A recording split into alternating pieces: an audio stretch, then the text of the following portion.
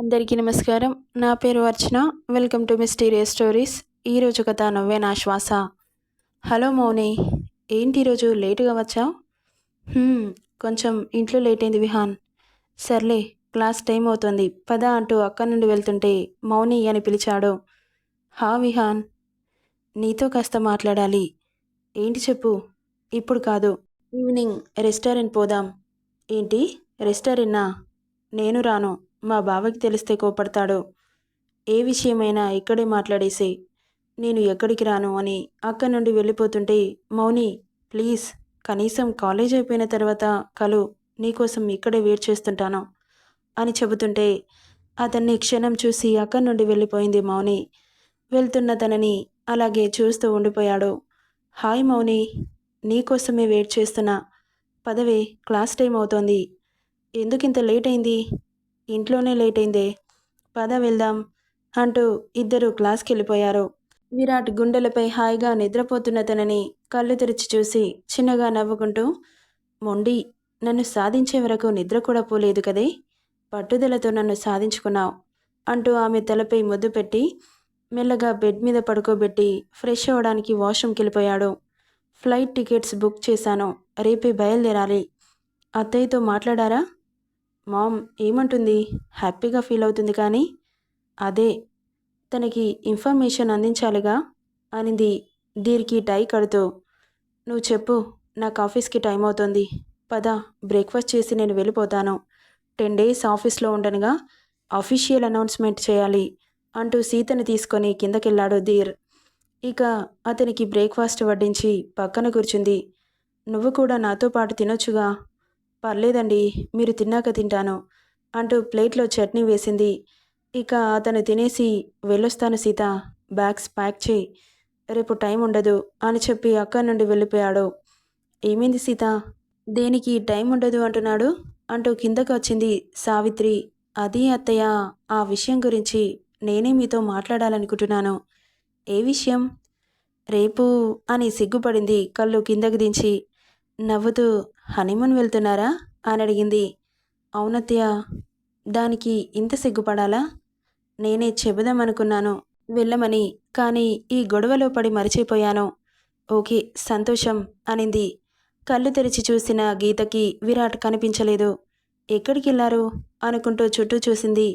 ఎక్కడా కనిపించకపోవడంతో అప్పుడే ఆఫీస్కి వెళ్ళిపోయారా నాకు చెప్పకుండా అని మూతి ముడుచుకొని, సర్లే నేను వెళ్ళి ఫ్రెష్ అవుతాను అనుకుంటూ బెడ్షీట్ తీయగానే తన అవతారం చూసుకున్న గీత టక్కున బెడ్షీట్ని మీదకి లాక్కొని ఒంటి నిండా బెడ్షీట్ చుట్టుకొని వాష్రూంలోకి పరిగెడుతుంటే ఒక్కసారిగా ఆమె అడుగులు అక్కడే ఆగిపోయాయి. ఏంటి, బెడ్షీట్ రావట్లేదు అని వెనక్కి తిరుగుతున్న గీత నడుం చుట్టూ 2 చేతులు చేరిపోయాయి. ఒక్కసారిగా ఉలిక్కిపడింది. ఏంటలా చుట్టుకున్నావు అంటూ అడుగుతుంటే అతని శ్వాస చెవులకి వెచ్చగా తగిలి పరవశంగా ఫీల్ అవుతూ, మీరు ఎక్కడికి వెళ్ళిపోయారు? ఆఫీస్కి వెళ్ళారేమోనని కోపం వచ్చింది. నాకు చెప్పకుండా. నీకు చెప్పకుండా నేను వెళ్తానా? వెళ్ళరు కానీ రూమ్లో కనిపించలేదుగా. కోమ్ చేసుకుంటున్నాను, చూస్తున్నాను నువ్వేం చేస్తావోనని అంటుంటే సిగ్గుతో కళ్ళు మూసుకుంది గీత. నవ్వుతూ, ఇలా సిగ్గుపడితే తెగ నచ్చేస్తున్నావే అంటూ బుగ్గకి ముద్దిచ్చి ఆమెను అమాంతం లిఫ్ట్ చేసి వాష్రూంలో దింపి బెడ్షీట్ లాగుతుంటే, ఓయ్ ఏం చేస్తున్నావు? గట్టిగా పట్టుకుంది. నేను లాలపోస్తా అన్నాడు. సిగ్గులేదు మీకు? నేను చేస్తా, మీరు బయటికి వెళ్ళండి అంటూ అతన్ని నెట్టేస్తుంటే, ఏంటి దౌర్జన్యంగా అలా నెట్టేస్తున్నావు? మరేంటి, మీరు నాకు స్నానం చేయిస్తారా? తప్పేంటి, నా పెళ్ళానికి నేను స్నానం చేయిస్తే? ప్లీజ్ అండి, మీరు వెళ్ళండి అంటూ అతని గుండెలపై చేయిపెట్టి వెనక్కి తోస్తుంటే ఆమె 2 చేతులని గోడకి లాక్ చేసి, ఏంటి నిర్దాక్షిణ్యంగా అలా వెళ్ళిపోమ్మంటున్నావు? నేను వెళ్ళను. నేను నా పెళ్ళానికి స్నానం చేయిస్తా, నువ్వేం మాట్లాడకు అంటూ పట్టుకున్న చేతిని వదిలి ఆమె పెదవులపై వేలు పెట్టాడు. మాట్లాడకంటూ అప్పటి వరకు కట్టుకున్న బెడ్షీట్ సడన్గా జారిపోయింది. ఒంటికి చల్లగా తగులుతున్న గాలికి ఒక్కసారిగా తల కిందకి దించి చూసుకున్న గీత విరాట్ ఆమెను చూస్తాడు అనగా టక్కున అతనికి కరుచుకుపోయింది. నవ్వుకుంటున్నాడు విరాట్. ఆమెను దూరం జరుపుతున్నా అస్సలు జరగట్లేదు. గీత, ప్లీజ్ అండి, నన్ను ఇబ్బంది పెట్టకండి మీరు ఇక్కడి నుండి వెళ్ళండి. మీరు ఒక విషయం మర్చిపోతున్నారు. నిన్నే మన ఫస్ట్ నైట్ జరిగింది. పెళ్ళై ఓ 2-3 ఇయర్స్ అవుతుందనుకుంటున్నారా? అస్సలనుకోవట్లేదు. అంటే స్నానం చేయించడానికి ఎక్స్‌పీరియన్స్ ఉండాలన్నమాట అన్నాడు. ఆచ్ఛాదనం లేని ఆమె వీపుని తడుముతూ. ఏవండీ వదలండి. సరే వదులుతున్నాను, దూరం జరుగు. నో నో, అస్సలు జరగను. మరి దూరం జరగమంటున్నావుగా అంటూ అతని చేతులు కిందకి జారుతుంటే ఒక్కసారిగా అతని చేతిని గట్టిగా పట్టుకుంది ముందుకు పోకుండా. ఓయ్, చేతులెందుకు పట్టుకున్నావే? వదులు. నో, నేను వదలను. మీరేం చేస్తారో నాకు తెలుసు. సిగ్గు లేకుండా ఇలా తయారవుతున్నారేంటి? మరీ ఇంత రొమాంటిక్ ఫెలో అనుకోలేదు మిమ్మల్ని. హ్మ్, ఏమనుకున్నావు మరి? మీరు చాలా సీరియస్‌గా ఉంటారు, సిన్సియర్‌గా ఉంటారు. పెళ్ళైన తర్వాత నేనే కష్టపడాలేమో అనుకున్నా. అవునా? ఎలా కష్టపడదామనుకున్నావు? అన్నాడు ఆమె చెవిలో హస్కీగా. ఓరి నాయనో! నువ్వు వెళ్ళరా బాబు, సిగ్గు లేకుండా అడుగుతున్నావు. నువ్వు చెబితే తప్పులేదు గాని నేనడిగితే తప్పొచ్చిందా? అంటూ ఆమె మెడపై కసుక్కున కొరికాడు. హా అనింది నొప్పికి. ఎంత బాగా మోక్ చేస్తున్నావో తెలుసా? అంటుంటే సిగ్గుతో నిలువెల్లా ముడుచుకుపోతూ విరాట్ని ఒక్క తోపు తోసి కింద పడ్డ బెడ్షీట్ని టక్కున మీదకి లాక్కుంది. ఫ్రాక్షన్ ఆఫ్ సెకండ్స్లో జరిగిన చర్యకి తలెత్తి గీతను చూశాడు. విరాట్ టెన్షన్తో చూస్తూ కనిపించింది. ఆమెను నవ్వుతూ చూస్తూ, ఏంటి అలా టెన్షన్ పడుతున్నావు? ఆల్రెడీ నీ బాడీని మొత్తం చూసేశానుగా, ఈ టెన్షన్ దేనికి? అంటూ ఆమె నుదుటిపై పట్టిన చెమట చుక్కని బొటన వేలితో తుడుస్తూ అన్నాడు. కోపంగా చూస్తూ, నన్ను ఎంతలా ఆడుకుంటున్నావో తెలుసా? ఇక చాలు, ఎక్కువ ఆరిస్తే బాధపడతారు. ప్లీజ్ వెళ్ళండి అని అతన్ని బయటకు నెట్టేసి డోర్ వేసుకుంది. రాక్షసి, మొగుడు అన్న మర్యాద లేకుండా ఎలా గెంటేస్తుందో చూడు. బయటకు వస్తావుగా, అప్పుడు చెబుతాను నీ పని అనుకుంటూ అక్కడి నుండి వెళ్ళిపోయాడు. ఇక విరాట్ని బయటకు పంపించగానే ప్రశాంతంగా అనిపించి హాయిగా స్నానం చేయడం మొదలుపెట్టింది.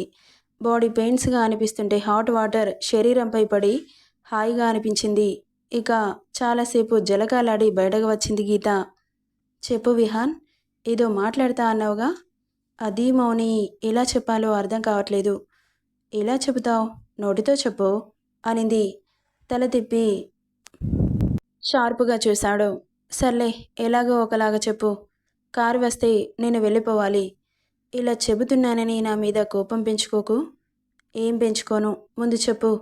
అయినా కోపం పెంచుకోవడానికి నువ్వేం తప్పు చేశావు? ఇప్పుడు చెబితే నీ రియాక్షన్ ఎలా ఉంటుందో.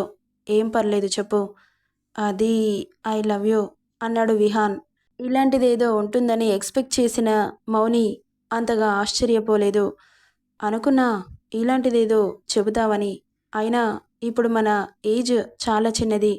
ఈ ఏజ్లో ప్రేమలు పెళ్ళిళ్ళు ధ్యాసలో పడి స్టడీస్ని నెగ్లెక్ట్ చేస్తాం. సో నేను నా గోల్ని రీచ్ అవ్వాలనుకుంటున్నాను. అప్పటి వరకు ఎవరిని ప్రేమించదలుచుకోలేదు. ప్లీజ్ విహాన్, తప్పుగా అనుకోకు. నా మీద కోపం పెట్టుకోకు. నువ్వు సిన్సియర్గా లవ్ చేస్తే నా కోసం వెయిట్ చేయి, లేకపోతే నీ ఇష్టం. నేనే నిన్ను ఆపను. నీ ఇష్టం వచ్చిన వాళ్ళని లవ్ చేసుకో. కానీ ఇప్పుడు గనక ప్రేమ దోమ అని చదువు వదిలేసి నీతో తిరగడం నా వల్ల కాదు. ఎందుకంటే మా బావ నా తండ్రి స్థానంలో ఉండి నా మీద ఆశలతో నన్ను చదివిస్తున్నాడు. ఆయన నమ్మకాన్ని నేను వమ్ము చేయలేను అంటున్న మౌని మాటలకి చిన్నగా నవ్వి, నిజం చెప్పనా మౌని, లవ్ యూ చెబితే లవ్ యూ టూ చెబుతావని ఎక్స్పెక్ట్ చేశాను. కానీ లైఫ్ గురించి ఇలా మాట్లాడతావని అనుకోలేదు. నిజంగా ఐఎమ్ సో హ్యాపీ. ఎందుకంటే ఇంత పట్టుదలతో ఉన్న అమ్మాయి, తన లైఫ్ గురించి ఇంత క్లారిటీగా ఉన్న అమ్మాయి నాకు దొరకదు. సో నువ్వే కరెక్ట్. నా మీద ప్రేమ ఉంటే నా కోసం వెయిట్ చేయని చెప్పావుగా, తప్పకుండా వెయిట్ చేస్తాను. నీ స్టడీస్ కంప్లీట్ అయ్యే వరకు. చెప్పడం కాదు, చేసి చూపెట్టు, అప్పుడు నమ్ముతాను అనింది. నువ్వే చూస్తావుగా, పద అలా కాఫీ తాగి ఇంటికి వెళ్దాం అంటుంటే కోపంగా చూసింది. ఏంటలా చూస్తున్నావు? కోపం వచ్చిందా? ఇప్పుడే చెబుతున్నాను కదా, ఇలా తిరగడం నాకు ఇష్టం ఉండదు అని. మళ్ళీ ఎందుకు అలా మాట్లాడతావు? ఇప్పుడు వెయిట్ చేయమన్నాను కదా అని దాన్ని అడ్వాంటేజ్ తీసుకోవాలనుకోకు. అప్పటి వరకు నాతో మాట్లాడడం కానీ నన్ను టచ్ చేయడం కానీ చేస్తే ఊరుకోను. అవునా? నిన్ను టచ్ చేయాలని నాకు అనిపించలేదు. దీన్ని నేను మర్చిపోయాను సుమి అని నవ్వుతుంటే షార్పుగా ఓ చూపు చూసి కార్ రావడంతో అక్కడి నుండి వెళ్ళిపోయింది మౌని. వెళ్తున్న మౌనిని చూసి నవ్వుకుంటూ దీర్కి కాల్ చేశాడు విహాన్. హలో సార్, అన్నాడు. హూ ఆర్ యూ అన్నాడు ధీర్. సార్ నేను మీ మాజీ పార్ట్నర్ మధుసూదన్ అబ్బాయిని. హో విహాన్ నువ్వా? Yeah sir. ఏంటి ఇలా కాల్ చేశావు? మీతో ఒక విషయం మాట్లాడాలి. సరే ఏంటి చెప్పు. అది మీరు తప్పుగా అనుకోకండి. నేను మీ మరదలు మౌనికని లవ్ చేస్తున్నాను. ఆ విషయం తనకి ఇప్పుడే చెప్పాను. తన లైఫ్లో తన గోల్ రీచ్ అయ్యాక అప్పుడు పెళ్లి గురించి ఆలోచిస్తానని చెప్పింది. మీరు తన మీద చాలా ఆశలు పెట్టుకున్నారు. మీ నమ్మకాన్ని వమ్ము చేయలేనని చెప్పింది. సిన్సియర్గా ప్రేమిస్తే వెయిట్ చేయమని కూడా చెప్పింది అని చెబుతుంటే ధీర్ పెదవులపై సన్నటి నవ్వు విరిసింది. అయినా సరే నా ఏజ్ చాలా చిన్నది. ఇప్పుడు ఈ ఏజ్లో ఇలా ఆలోచించడం తప్పు. కానీ టీనేజ్లో ఫీలింగ్స్ ఎలా ఉంటాయో మీకు తెలుసు. సో నా మనసులో మాట తనకి చెబితే కాస్త రిలాక్స్ అవుతానేమోనని చెప్పేశాను. నన్ను మీరు యాక్సెప్ట్ చేస్తే మీ మరదలు యాక్సెప్ట్ చేసినట్లే అంటుంటే, ఓకే విహాన్, నీ నిజాయితీ నాకు చాలా బాగా నచ్చింది. బట్ నువ్వే చెప్పావుగా చాలా చిన్న ఏజ్ అని. లైఫ్లో సెటిల్ అయ్యి నీ కాళ్ళ మీద నువ్వు నిలబడు, అప్పుడు యాక్సెప్ట్ చేస్తాను అన్నాడు. Thank you sir. నేను చదువుతో పాటు బిజినెస్ని కూడా చూసుకుంటున్నాను. నా లైఫ్ మీద నాకు కాన్ఫిడెన్స్ ఉంది.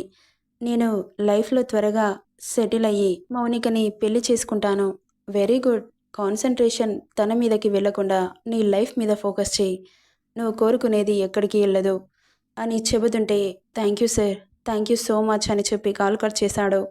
ఇంటికి వచ్చిన మౌని హాల్లో సావిత్రి సీత కనిపించడంతో వాళ్ళతో జాయిన్ అయింది. ఇక కాసేపటికి ధీర్ రావడంతో కాలేజ్లో జరిగిన విషయం బావకి చెప్పాలా వద్దా అని ఆలోచిస్తూ ఉంది. ధీర్ రాగానే కాఫీ తీసుకుని వచ్చింది సీత. అన్నీ ప్రిపేర్ చేశావా అంటూ రూమ్కి వెళ్ళిపోయాడు. చేశానండి అంటూ అతని వెనకాలే వెళ్ళింది సీత కూడా. ఇక ధీర్ నెంబర్కి మెసేజ్ చేసింది మౌని. బావ మీతో ఒక విషయం మాట్లాడాలని. ఆ విషయం ఏంటో తనకి తెలుసు కాబట్టి చిన్నగానేవి ఓకే రమ్మని చెప్పాడు. అక్క తనని తప్పుగా అనుకుంటుందేమో అని రిప్లై ఇవ్వగానే పర్వాలేదు అంటుంటే సరే అంటూ తన రూమ్కి వెళ్ళింది సీత.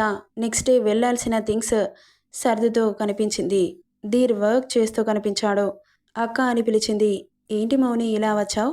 ఏం లేదక్క, ఊరికే వచ్చాను. సరే రా కూర్చో అంటూ తనని కూర్చోబెట్టి అక్కడ వాతావరణం చల్లగా ఉంటుంది అని ఇద్దరికి థర్మల్ వేర్ పెట్టడానికి అటాచ్డ్ రూమ్లోకి వెళ్ళింది సీత. చెప్పు మౌని అన్నాడు తనటు వెళ్ళగానే. అది బావా, మీకు విషయం ఎలా చెప్పాలో అర్థం కావట్లేదు. చెప్పు, నేను అర్థం చేసుకుంటాను. మా క్లాస్మేట్ విహాన్ నాకు ప్రపోజ్ చేశాడు. నేను ఎస్ చెప్పలేదు, అలాగని నో కూడా చెప్పలేదు అంటుంటే, ఇప్పుడు అవన్నీ ఆలోచించకు, ఫోకస్ ఆన్ యువర్ స్టడీస్ అన్నాడు. అవును బావా, అందుకే కాలేజ్లో ఏం జరిగినా మీకు చెప్పాలని ఈ ఇన్ఫర్మేషన్ మీకు అందిస్తున్నాను. మీ దగ్గర ఏ విషయం దాచడం నాకు ఇష్టం లేదు. మీకు చెడ్డ పేరు తీసుకురావడం అంతకంటే ఇష్టం లేదు. ఓకే మౌని, నీ సిన్సియారిటీకి మెచ్చుకుంటున్నాను. నువ్వు మాత్రం స్టడీస్ మీద కాన్సన్ట్రేట్ చేయి. తన గురించి నేను చూసుకుంటాను అన్నాడు. ఓకే బావా అని చెప్పి అప్పుడే రూమ్ నుండి బయటకు వచ్చిన సీతను చూసి, అక్క ఎక్కడికి వెళ్తున్నావే అని అడిగింది సిగ్గుపడుతూ. నేను తర్వాత చెబుతాను, నువ్వు వెళ్ళు అనింది సీత.